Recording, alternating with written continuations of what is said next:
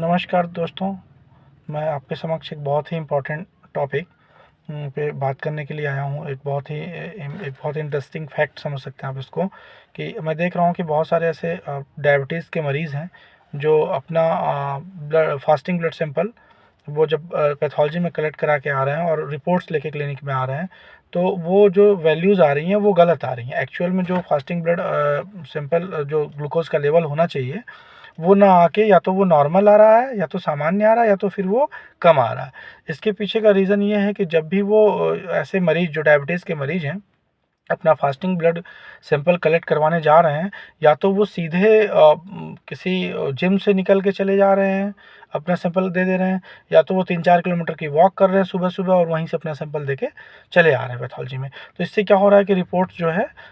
Actual value से वो सामान्य आ रही है, जो कि एक्चुअल में सामान्य है नहीं। तो मैं उनको ये बताना चाहता हूँ कि ऐसे केसेस में जब भी आप अपना ब्लड सैंपल कलेक्ट करवाएँ फास्टिंग ब्लड शुगर के लिए, तो वो आप सीधे घर से अपने पैथोलॉजी जाएँ और अपना ब्लड सैंपल वहाँ पे कलेक्ट करवाएँ, ना कि कोई heavy exercise, running, walking, jogging के बाद अपना ब्लड सैंपल वहाँ फास्टिंग का दें। होता क्या है कि फास्टिंग ब्लड सैंपल पे तो इसका इफ़ेक्ट पड़ता है अगर आप इस तरह से अपना सैंपल देंगे, तो वैल्यू जो है वो नॉर्मल से कम या बढ़ी हुई वैल्यू जो होगी वो एक्चुअल में आपको शो नहीं हो पाएगी। लेकिन अगर यही बात हम करें HbA1c के केस में, तो HbA1c अगर आप सैंपल देते हैं तो आप किसी भी कंडीशन में सैंपल अपना दे सकते हैं, क्योंकि HbA1c की वैल्यू पे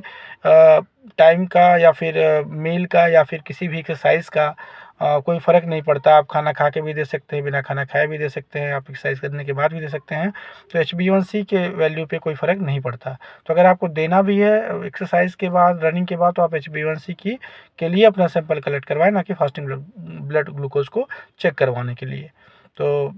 यही एक बात आपको बतानी थी, इसका ध्यान रखें और स्वस्थ रहें, मस्त रहें और व्यस्त रहें।